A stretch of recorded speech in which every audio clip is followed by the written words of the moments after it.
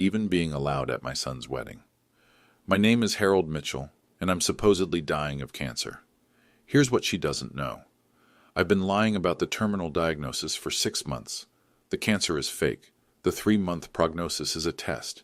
And tonight, while she thinks she's humiliating a helpless old man, she's actually destroying a $3.7 million inheritance. Every cruel dismissal, every calculated insult, every moment they treated me like human garbage because they thought I was powerless. I documented it all. They seated me with the catering staff tonight, fed me reheated leftovers, told me my medical condition was dampening their celebration. What they're about to discover will destroy a lot more than their mood. You know what's devastating about family betrayal? Sometimes you don't need to orchestrate revenge. Sometimes people reveal their true nature at exactly the wrong moment, to exactly the wrong person, and you just document their self-destruction. The recordings I captured tonight will cost them millions. The will I'm about to sign will redirect their entire future to charity. And the look on their faces when they realize what they've lost will be worth every penny. I hope you'll stay for this story. Hit subscribe and let me know where you're watching from, because what happens next is absolutely brutal.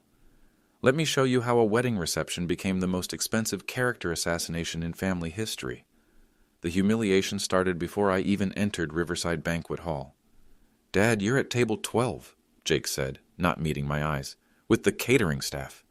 Table 12 sat in the back corner, behind a decorative pillar, the kind of spot you put people you're ashamed of, the kind of spot that says, "We had to invite you, but we don't want you seen." I looked at the seating chart. Jake and Stephanie's table, table 1 obviously, sat center stage. Her parents occupied table 2. My table was literally numbered after the venue staff's break area. "The catering staff?" I asked quietly. "Well, you know." Jake shifted uncomfortably. "Stephanie thought it would be easier, less walking for you, because of the situation." The situation. That's what they called my supposed terminal cancer now. Never Dad's illness or Harold's condition, just the situation, like an inconvenient weather delay. I watched Jake fidget with his rental tuxedo, a $200 affair that I later learned he'd put on credit. The same credit cards he'd been maxing out for months, planning this $23,500 wedding while his dying father lived on Social Security. "I understand," I said, and I genuinely did. For 6 months I'd been watching, testing, learning who my family really was when they thought I had no power left. The results were more devastating than any real cancer diagnosis could have been. The fake medical records in my jacket pocket told everyone I had 3 months to live.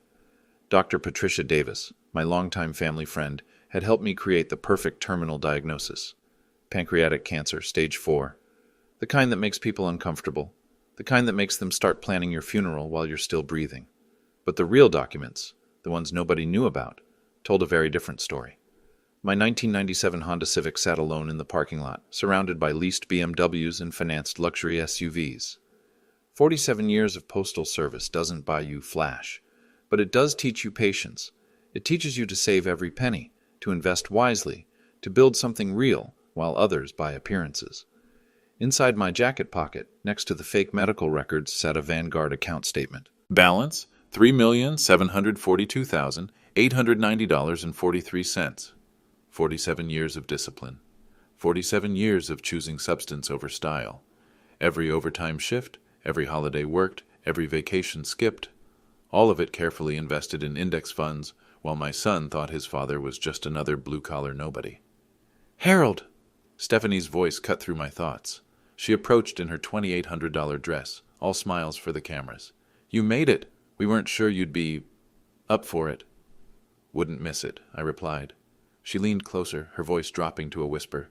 "Listen, we're keeping things upbeat today, for the photos, so maybe less talk about the medical stuff? People are trying to celebrate." I nodded. "Of course. And the flowers at your table are just leftovers from the church. Don't read anything into it. Leftover flowers. For the dying man." But I wasn't dying. I was testing. And with every cruel dismissal, every casual humiliation, my family was failing spectacularly. The private investigator I'd hired, James Cooper, 40 years of experience, had been documenting everything for 6 months. Every conversation where they discussed my situation like a problem to be managed. Every time they calculated inheritance timelines. Every moment they showed their true character when they thought I was powerless. Margaret Wells, my estate attorney for 25 years, had the paperwork ready. 2 versions of my will sat in her office safe. The original left everything to Jake. The new version, the one my family was earning through their choices, told a very different story. But they didn't know any of this yet. As I walked toward table 12, I had no idea that the evening's cruelty was just beginning. The reception started exactly as I expected. I sat between Maria, a 19-year-old server, and Carlos, the assistant manager. Nice people, hardworking. They treated me with more respect in 10 minutes than my own family had shown in 6 months. "You're the groom's father?" Maria asked, refilling my water glass. "I am. Must be proud. Beautiful wedding." I smiled. It certainly cost enough. $23,500 to be exact. I'd seen the venue contract when Jake left it on my kitchen table during one of his increasingly rare visits. The same visits where he'd eye my prescription bottles and ask careful questions about my estate planning. Jake made $38,000 a year as an assistant manager at Miller's Auto Sales. Stephanie pulled in $42,000 at her marketing firm. Together, they were spending more than half their annual income on one day, but that was their choice. What bothered me wasn't the money. It was the calculation behind it. 6 months ago, when I first shared my diagnosis, Jake's response wasn't grief. It was relief. I could see it in his eyes, the quick flash of someone doing inheritance math. Stephanie had been even more transparent. "Well," she'd said, "at least now we know where we stand financially. For the wedding planning, where we stand financially. Like my death was a business opportunity." I watched them now at table 1, laughing with Stephanie's parents, the Clarks, who owned a small insurance agency and never missed a chance to remind everyone about their generational wealth. $300,000 in assets, according to the background check I'd commissioned. Comfortable, but hardly wealthy. Yet they'd raised a daughter who looked at a dying postal worker and saw only an embarrassment to be managed. "Dad seems to be doing well," I heard Stephanie tell her mother, loud enough for nearby tables to overhear. "All things considered, we're just grateful he made it to the wedding. Grateful I made it. To my own son's wedding." The irony was breathtaking. If they'd shown even basic human decency, if they'd treated me like family instead of a burden, I'd have gladly helped with the wedding costs, the down payment on their house, Jake's student loans. Instead, they chose to see me as a problem with an expiration date. My phone buzzed. A text from James Cooper. "Package ready for delivery. Confirm timing?" I typed back, "Wait for my signal." The package contained 6 months of surveillance footage, audio recordings of conversations they thought I couldn't hear, screenshots of text messages between Jake and Stephanie discussing my timeline and their inheritance windfall. But the most damaging evidence was their own behavior tonight. I'd given them one final chance. One last opportunity to show basic human kindness to a man they believed was dying. Instead, they'd seated me with the staff, served me leftover flowers, and whispered about keeping my medical situation quiet because it was dampening their celebration. Every choice they made was being documented, every cruelty catalogued. Margaret Wells sat at table 6, a legitimate guest, invited as a family friend. She'd known my late wife Sarah for 30 years, but tonight she was here in a professional capacity, carrying documents that would change everything. In her briefcase sat the new will, the one that left my entire estate, $3.7 million, to the American Cancer Society, the same disease I'd supposedly been fighting.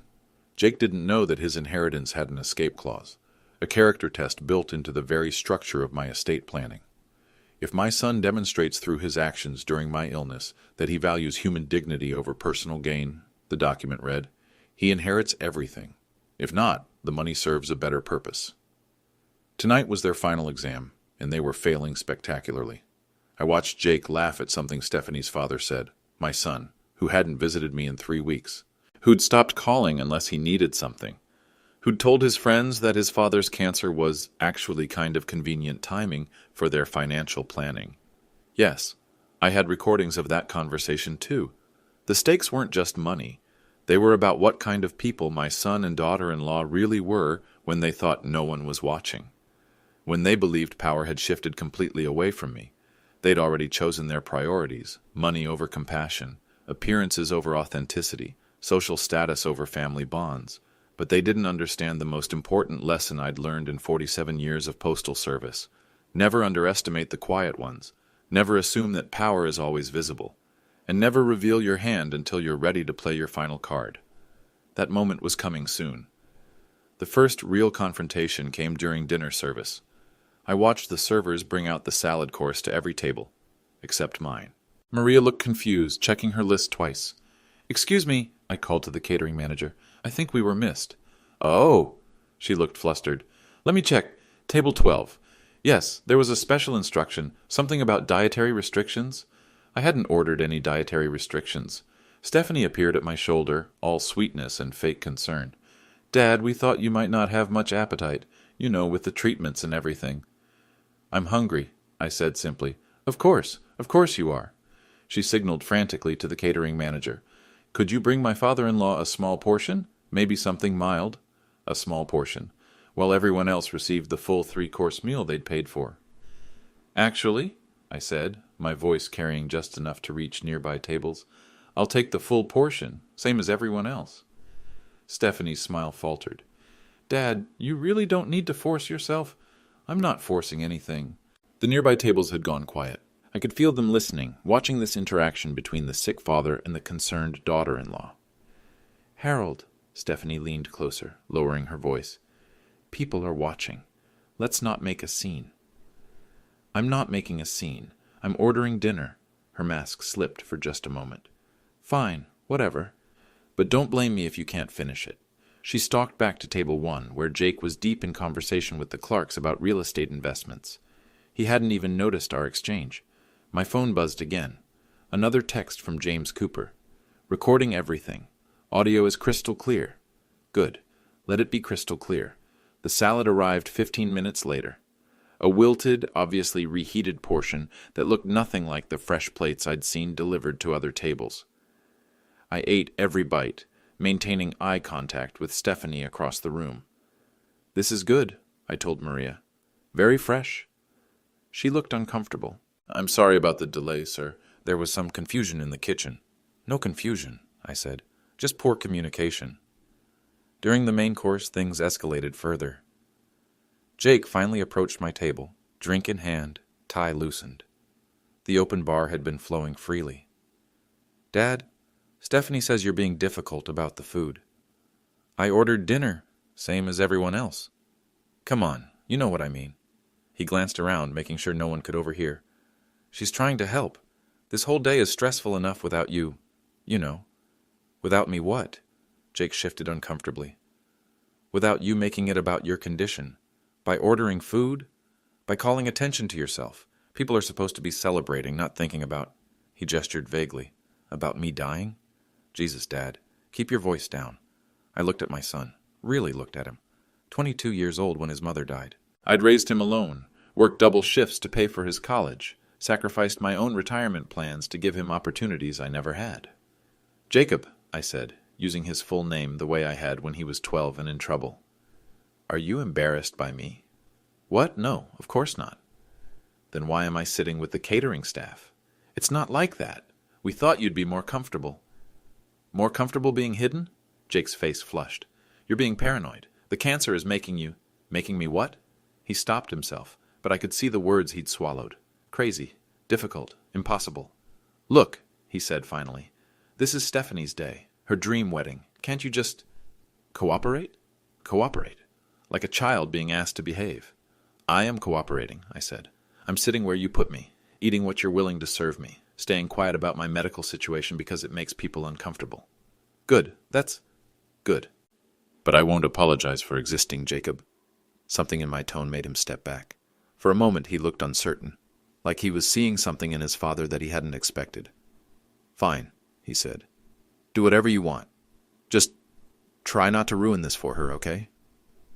He walked away before I could respond. Try not to ruin this for her. His dying father's presence was a potential threat to his wife's perfect day. I pulled out my phone and sent a text to Margaret Wells. "Phase 1 complete. Are you ready for Phase 2? Her response came immediately. "Documents prepared. Waiting for your signal." Across the room I watched Jake return to table 1, whisper something to Stephanie, and gesture in my direction. She looked over at me with undisguised irritation, then said something that made Jake's face darken. Whatever she'd told him, it wasn't kind. My phone buzzed with another update from James Cooper. Facial recognition confirms guest count at 147. All exits monitored. When you're ready, everyone will see everything. 147 witnesses to my family's character test.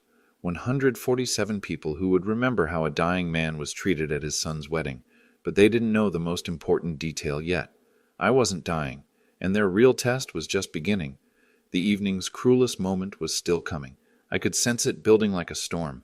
The way Stephanie kept glancing at me and whispering to her friends, the way Jake avoided eye contact entirely, the way conversations at nearby tables kept stopping when I moved. "Sir?" Maria refilled my coffee cup. "Are you all right? You look tired." "Just thinking," I said. "About happy memories, I hope." Happy memories. Yes, I had those. 43 years married to Sarah. Jake's first steps. Teaching him to ride a bike. High school graduation. College acceptance letter. But also, the day Sarah died and Jake was too busy with work to stay at the hospital. The Christmas he spent with Stephanie's family instead of coming home. The birthday call that lasted 90 seconds because they were heading out to dinner. And now this. The wedding where his dying father raided a seat behind a decorative pillar. My phone rang. Unknown number. "Harold Mitchell?" Speaking. "This is Dr. Patricia Davis returning your call. The test results you asked about?" I could see several people at nearby tables straining to listen. A cancer patient getting test results at his son's wedding. It was the kind of drama that made people uncomfortable and curious at the same time. "Yes, doctor. Everything looks exactly as we discussed. The timeline we established 6 months ago remains accurate." "I understand. Are you somewhere private? We should talk about next steps." "I'm at my son's wedding. Can we discuss this later?" A pause. "Of course. But Harold, don't wait too long. Time is still a factor." I hung up. The performance had been perfect. Patricia's acting skills, honed through years of delivering real diagnoses, made every word sound authentic. But the nearby guests had heard exactly what I intended. A dying man receiving medical updates at his son's wedding. The kind of tragic timing that would make anyone feel sympathetic. Anyone except my family.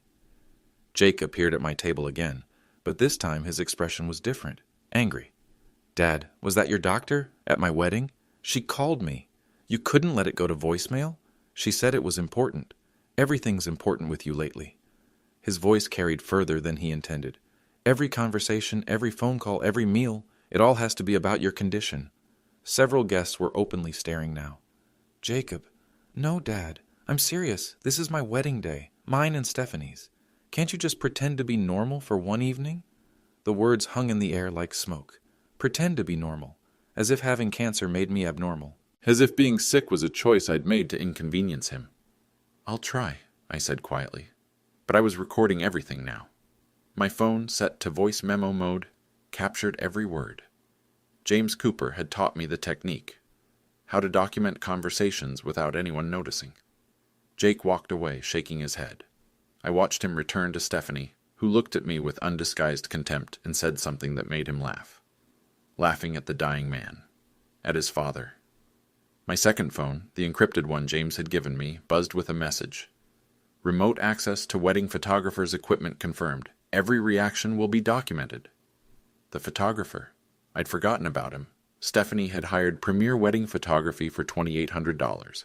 Another expense Jake couldn't afford. But what they didn't know was that James Cooper's company provided security consultation to Premier's owner. Every photo, every video clip, every candid moment was being saved to our servers. Margaret Wells approached my table, moving carefully through the crowd. "Harold, how are you holding up?" "I've been better." She sat down across from me, opening her small purse just enough for me to see the corner of a legal document inside. "I brought what you asked for," she said quietly. "Both versions. And if I decide to proceed, everything is already notarized. It would take effect immediately." I looked across the room at Jake and Stephanie, now slow dancing to their chosen song. They looked happy, in love, completely unaware that their future was being determined by their own choices. "Margaret, in your professional opinion, have they failed the test?" She followed my gaze to the dance floor. "Harold, I've been practicing estate law for 30 years. I've seen families destroy themselves over money they never even had yet. But this..." "This what?" "This might be the cruelest thing I've ever witnessed. The way they've treated you tonight, knowing you're supposedly dying." She shook her head. If Sarah could see this, Sarah, my wife, would have been horrified. She'd raised Jake to be better than this. The phone call was a nice touch, Margaret continued. Very convincing. Patricia's a good friend, and a good actress. Even I almost believed she was delivering real test results. We sat in comfortable silence, watching the reception continue around us. Happy guests, flowing drinks, celebration and joy, except at table 12, where the dying man sat planning his family's reckoning. The moment I'd been dreading and expecting came during the toasts. Jake stood first, champagne glass raised, his face flushed from the open bar. The microphone feedback squealed briefly before he found his rhythm.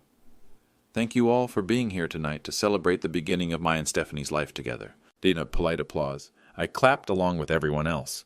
"This has been the most incredible day, surrounded by everyone who matters to us. Everyone who matters. From my seat behind the decorative pillar, I wondered if that included me. Stephanie, you've made me the luckiest man alive. You've given me purpose, direction, and most importantly, hope for our future together. Hope for their future, while believing his father's future was measured in months.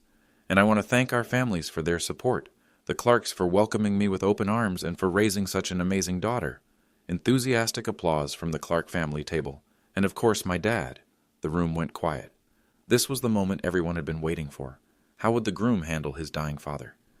Dad's been, well, he's been dealing with a lot lately. Health issues that have been tough on all of us. Health issues, not cancer, not a terminal diagnosis. Just vague health issues that were apparently tough on everyone except the person actually experiencing them. But he's here tonight, and that means everything to me. Scattered, awkward applause. The kind of polite response you give when someone mentions something uncomfortable but necessary. Jake raised his glass. To new beginnings, lasting love, and cherishing the time we have with the people we care about. He looked directly at me during that last part, a pointed reminder that my time was supposedly limited. I raised my water glass along with everyone else, but my hands were steady while Jake's trembled slightly. The weight of performing caring in public while treating me like a burden in private was apparently taking its toll. Then Stephanie took the microphone. "Thank you, Jake. That was beautiful." She kissed him, and the crowd awed appropriately. "I also want to thank everyone for being here. This has been my dream wedding, everything I ever imagined." Her dream wedding, where the groom's dying father sat with the catering staff.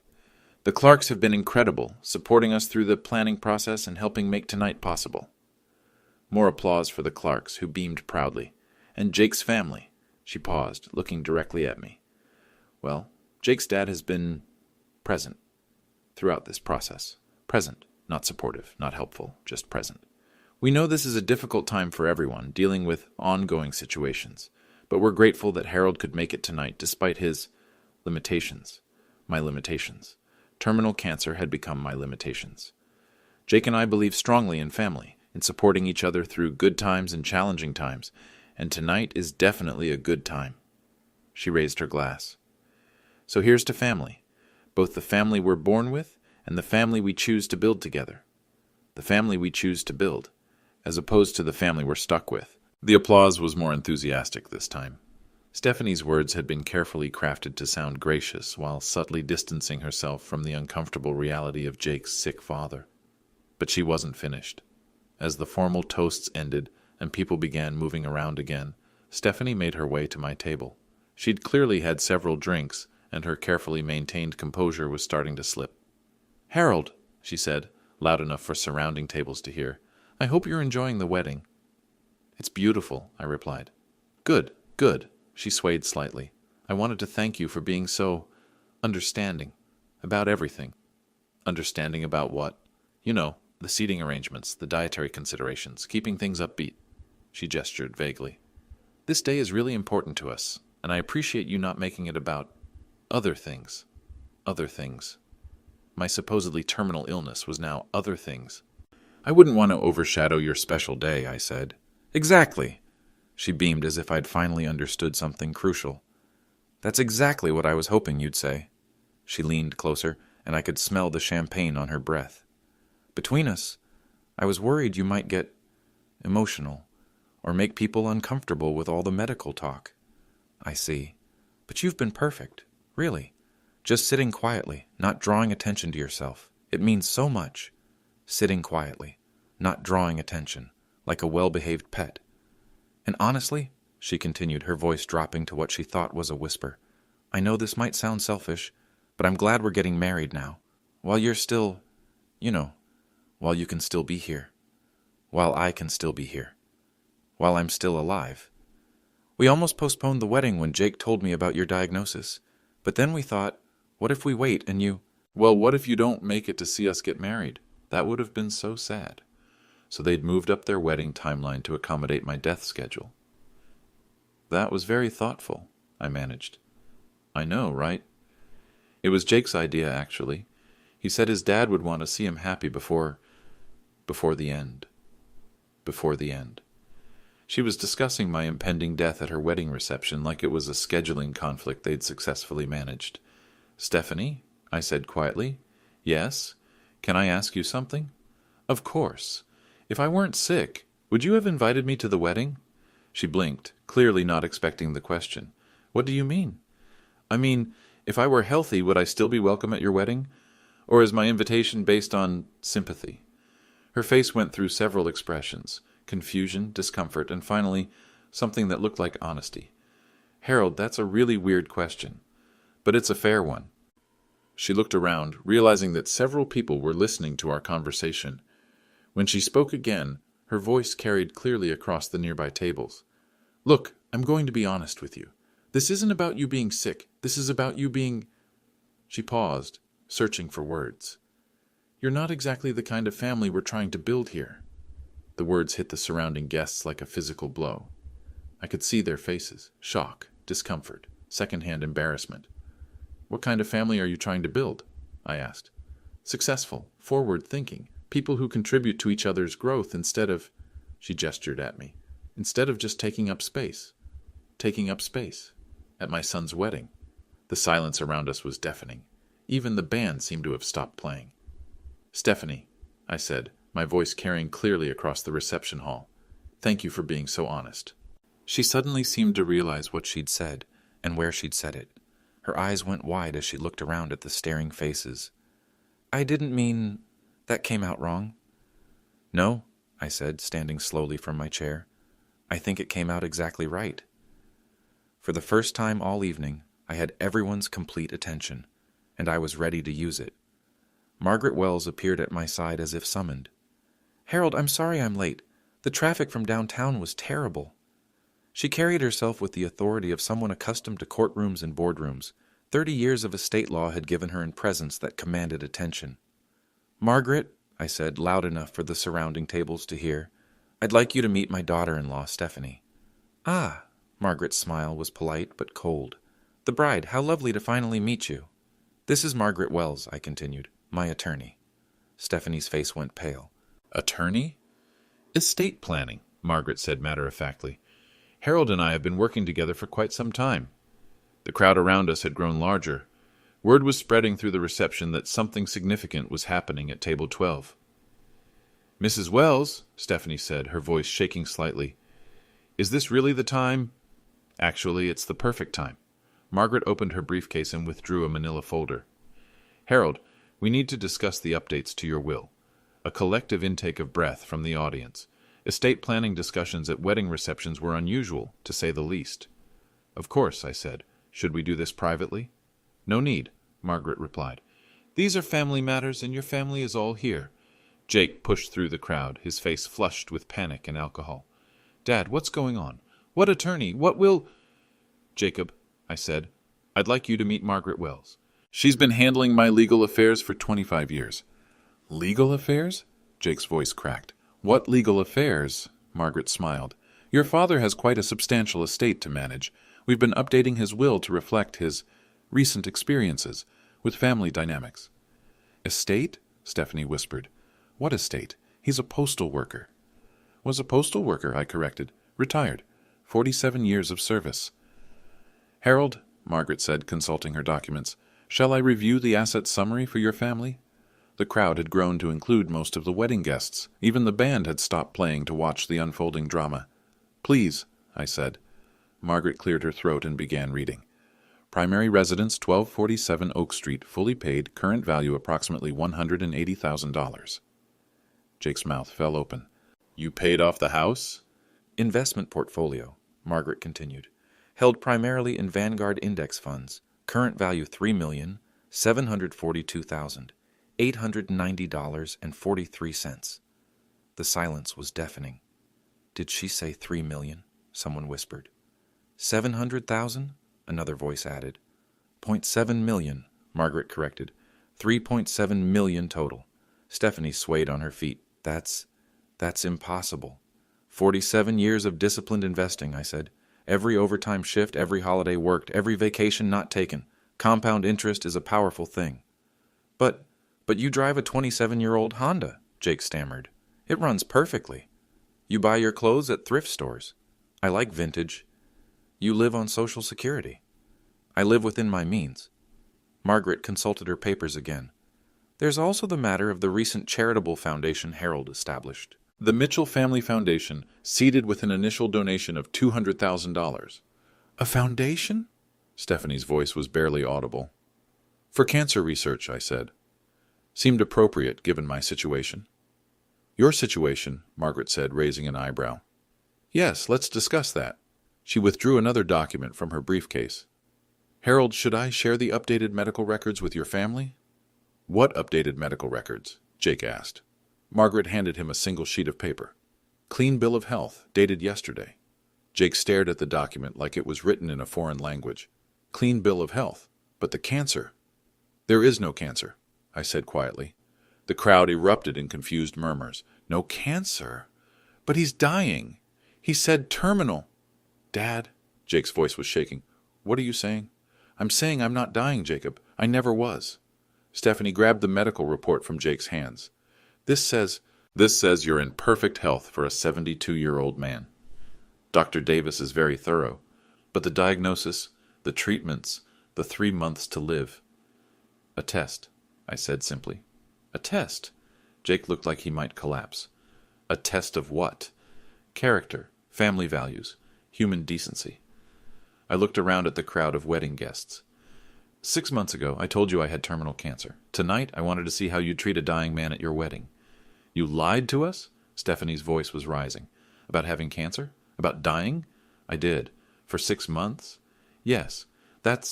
She sputtered. That's sick. That's psychotic. Is it? I asked. Or is it revealing? Margaret stepped forward. Perhaps this would be a good time to discuss the will options, Harold.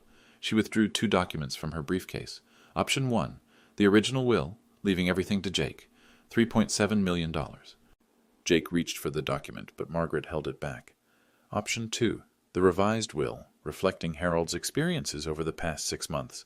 The entire estate goes to the American Cancer Society. What? Jake's face went white. You can't be serious. I'm completely serious. Dad, I'm your son, your only child. Yes, you are. Then the money should come to me. Should it? It's mine by right. I looked at my son, really looked at him. Tell me, Jacob, what right have you demonstrated tonight? I'm your family. Family treats each other with dignity, with respect, with love. I do love you. Do you? Or do you love what you thought I was leaving you? Stephanie stepped forward, her face twisted with rage. You manipulated us. You lied about dying to trick us.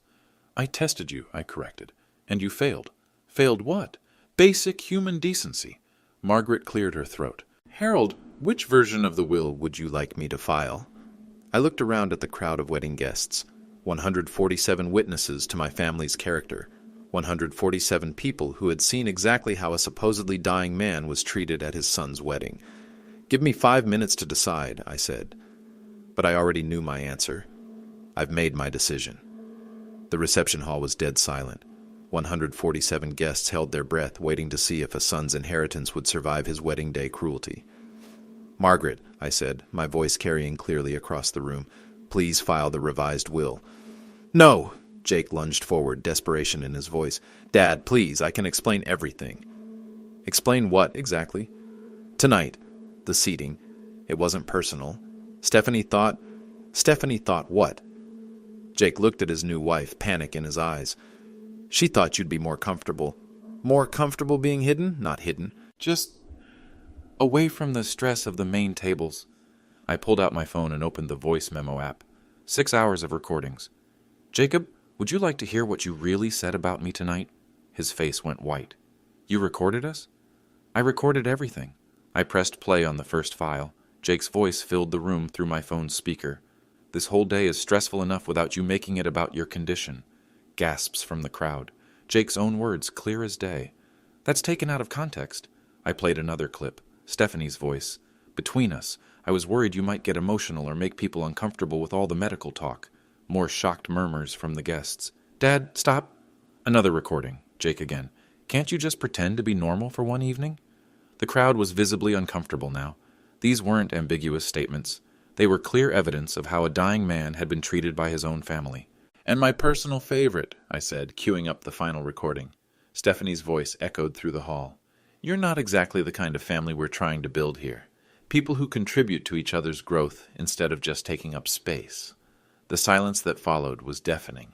Taking up space, I repeated, at my son's wedding, while supposedly dying of cancer. Margaret opened her briefcase and withdrew a pen. Harold, I need your signature on the revised will. Wait. Stephanie stepped forward, her mask of composure completely gone. You can't do this. We made one mistake. One mistake? I looked at her incredulously. You seated me with the catering staff. You served me reheated leftovers. You told me to stay quiet about my medical condition because it made people uncomfortable. You publicly stated that I'm not the kind of family you want to build. I was drunk. You were honest. Jake grabbed my arm. Dad, I'll make this right. We'll move you to the head table. Jacob, I removed his hand gently. Do you know what the saddest part of this is? What? If you had shown even basic human kindness tonight, if you had treated a dying man with dignity, you would have inherited $3.7 million. The number hit him like a physical blow. $3.7 million. Instead, you chose to prioritize appearances over family, status over compassion, your wife's comfort over your father's dignity. Stephanie was crying now, mascara running down her cheeks. Please, we can start over. We can treat you better. You can't start over, Stephanie. Character isn't something you can change for money. It's something you either have or you don't. I turned to Margaret. Where do I sign? She pointed to a line at the bottom of the document. Right here. As I signed my name, I could hear Jake behind me, his voice breaking. Dad, please, I'm sorry. I'm so sorry. I know you are, son. You're sorry you lost the money. No, I'm sorry about how we treated you. Are you, or are you sorry you got caught? I handed the pen back to Margaret. It's done. Wait. A new voice cut through the chaos. James Cooper, my private investigator, stepped out of the crowd. He'd been posing as a guest all evening, documenting everything. Harold, before you finalize this, there's something else your family should know. What now? Stephanie snapped. James pulled out a tablet and showed it to the crowd. 6 months of surveillance footage, every conversation where you discussed Harold's inheritance, every time you calculated timelines for his death, every moment you showed your true feelings when you thought he couldn't hear. The tablet screen showed Jake and Stephanie in their apartment, discussing my supposed 3-month prognosis. Jake's voice from the recording. At least now we know where we stand financially, for the wedding planning. Stephanie's voice. It's actually kind of perfect timing. We can have the wedding, get the inheritance, and start our real life together. The crowd was horrified. These weren't just insensitive comments. They were evidence of a couple actively calculating the benefits of a father's death. Turn it off, Jake pleaded. But James continued playing the recordings. Conversation after conversation where my son and daughter-in-law treated my supposed terminal illness like a business opportunity. Enough, I said quietly, and James stopped the playback. Margaret witnessed my signature and sealed the document. The revised will is now in effect. The American Cancer Society will be very grateful for this donation. $3.7 million, Jake whispered, staring at the signed papers. Gone. Not gone, I corrected. Redirected to people who actually fight cancer instead of celebrating it as an inheritance opportunity. I stood up from the table and looked around at the assembled wedding guests, 147 witnesses to the most expensive character test in family history. Ladies and gentlemen, I said, my voice carrying clearly across the silent reception hall, thank you for attending this wedding, and for witnessing the results of a 6-month examination of family values. I turned to Jake one final time. Son, you have a choice now. You can spend the rest of your life bitter about the money you lost, or you can spend it becoming the kind of person who would have kept it. Dad, please. The test is over, Jacob. You failed. But that doesn't mean you can't pass the next one. I walked toward the exit, Margaret at my side. Behind me, I could hear Stephanie screaming about lawyers and contesting the will and how this couldn't be legal. But it was completely legal and completely final. 47 years of postal service had taught me patience. Tonight had taught me about character. And tomorrow, the American Cancer Society would be $3.7 million richer. The aftermath was swift and devastating. By Monday morning, the story had spread throughout our small town of Millfield like wildfire. 147 wedding guests had witnessed the most spectacular inheritance reversal in local history, and they were talking. Margaret called me Tuesday afternoon with updates. Harold, Stephanie retained Davidson and Associates to contest the will. Let me guess, they told her she has no case. Exactly. The will is ironclad. You were mentally competent when you signed it, and we have witnesses. Plus, the recordings make it clear why you changed your mind. What about Jake? He's not contesting. I think he knows he doesn't have grounds. I wasn't surprised. Jake had always been weak-willed, but he wasn't stupid. The financial consequences for my son were immediate and severe. The wedding had maxed out 3 credit cards, $23,500 in debt that they'd expected to pay off with inheritance money that no longer existed. Jake's phone calls started Wednesday. Dad, we need to talk. I'm listening. The credit cards. We can't make the payments. Stephanie lost her job. She lost her job. The story got back to her company. Something about character concerns and public relations. His voice was hollow. Her boss said they couldn't have someone representing their brand who treated family like that. I felt no satisfaction in hearing this. Despite everything, Jake was still my son. And the house? I asked. We're going to lose it. We put the down payment on credit, thinking we'd pay it off when... He couldn't finish the sentence. When I died. When they inherited money built on my corpse. Jacob, I want you to understand something. This isn't about punishment. Isn't it? No, it's about consequences. For 47 years, I saved every penny, worked every overtime shift, sacrificed every comfort to build something for my family. You chose to see that sacrifice as something you were entitled to, rather than something you should be grateful for. Silence on his end. The money is going to cancer research because that's where it can do the most good. Real cancer research, for people who are actually dying. I know. Do you? Do you really understand why? Because we failed your test. No, Jacob, because you failed yourselves. Thursday brought news from James Cooper. Harold, you should know. The wedding photographer released all the footage to us as agreed. The documentation is complete. And? Stephanie's been trying to sell her story to local news stations. Something about elderly abuse and manipulation. I laughed despite myself. How's that working out for her? Not well. When they hear the recordings of her calling you a burden and saying you're taking up space, they're not interested in portraying her as a victim. Good. There's something else. The American Cancer Society wants to meet with you. About what? They want to establish the Harold Mitchell Research Grant. $3.7 million is the largest single donation they've received in the state's history. That gave me pause. A research grant in my name. Sarah would have liked that. Friday brought an unexpected visitor. Jake stood on my front porch looking like he'd aged 10 years in a week. No Stephanie in sight. Can I come in? I stepped aside to let him enter. He looked around the modest living room, the same furniture he'd grown up with, the same family photos on the mantel, the same quiet dignity he'd been embarrassed by. Dad, I came to apologize. I'm listening. Not about the money. I mean, yes, about the money. But that's not why I'm here. He sat down on the couch where his mother used to read him bedtime stories. I'm here because I finally understand what you were testing. What was I testing? Whether I loved you or what you could give me. I sat down across from him. And what did you discover? That I stopped seeing you as my father and started seeing you as my inheritance? His honesty surprised me. When did that happen? I asked. I don't know. Somewhere along the way I stopped thinking about what you'd given me and started thinking about what you owed me. What did I give you? Everything. His voice broke. You gave me everything.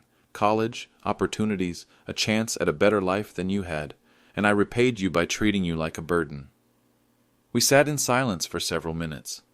Jacob, the money is gone. It's not coming back. I know. Can you live with that? I'm going to have to learn. What about Stephanie? She's having trouble accepting the situation. She thinks if she fights hard enough, she can get some of it back. And you? I think I understand now why Mom married you, and why she'd be ashamed of who I became. That was the first time all week that I felt any real sadness about my decision. But it was too late to change it, and maybe that was exactly the point. 6 months later, I received an invitation that surprised me. You're invited to the dedication of the Harold Mitchell Cancer Research Laboratory at Millfield General Hospital. Margaret had driven over to deliver it personally. Harold, this is remarkable. They're naming the entire research wing after you. I studied the invitation. The ceremony was scheduled for Saturday afternoon. Public event, media coverage, local dignitaries. Will you go? She asked. I think so. And if Jake shows up? Then we'll see what he's learned. The dedication ceremony drew a crowd of nearly 300 people. Doctors, researchers, hospital administrators, cancer survivors, and their families. I wore my best suit, not from a thrift store this time, and arrived early. Dr. Patricia Davis, my co-conspirator in the fake diagnosis, found me before the ceremony began. Harold, I wanted to thank you. For what? For making this possible. The research grant is already funding 2 new clinical trials. Real trials, for real patients. Yes, people who are actually fighting for their lives. As the ceremony began, I noticed a familiar figure in the back of the crowd. Jake, standing alone, wearing a suit I didn't recognize. He'd lost weight, and there were lines around his eyes that hadn't been there before. Our eyes met across the crowd. He nodded slightly, and I nodded back. The hospital administrator spoke about the impact of charitable giving. The research director explained how the grant would advance cancer treatment. A cancer survivor shared her story of hope. When they unveiled the plaque, Harold Mitchell Research Laboratory dedicated to finding tomorrow's cures, I felt something I hadn't expected. Peace. After the ceremony, Jake approached slowly. Dad, Jacob. I wanted you to know. Stephanie and I are divorced. I'm sorry to hear that. Are you? I considered the question honestly. I'm sorry that your marriage couldn't survive adversity. I'm not sorry that you're free from someone who valued money over character. He smiled ruefully. She tried to get half my potential inheritance in the divorce settlement. What did you tell her? That there was no inheritance. There was only a father I'd failed. We stood together, watching families tour the new research facility that bore my name. Dad, I know I can't undo what happened at the wedding. No, you can't. But I want you to know, I've been going to counseling, trying to understand how I became someone who could treat you that way. What have you learned? That entitlement is a disease, and I was sicker than I realized. I looked at my son, really looked at him. For the first time in years, I saw traces of the boy Sarah and I had raised. Jacob, the money is gone forever. Do you understand that? Yes. Can you live with that? I'm learning to. Good, because now we can talk about what really matters. What's that? Whether we can rebuild a relationship based on love instead of money. He nodded, tears in his eyes. I'd like to try. So would I.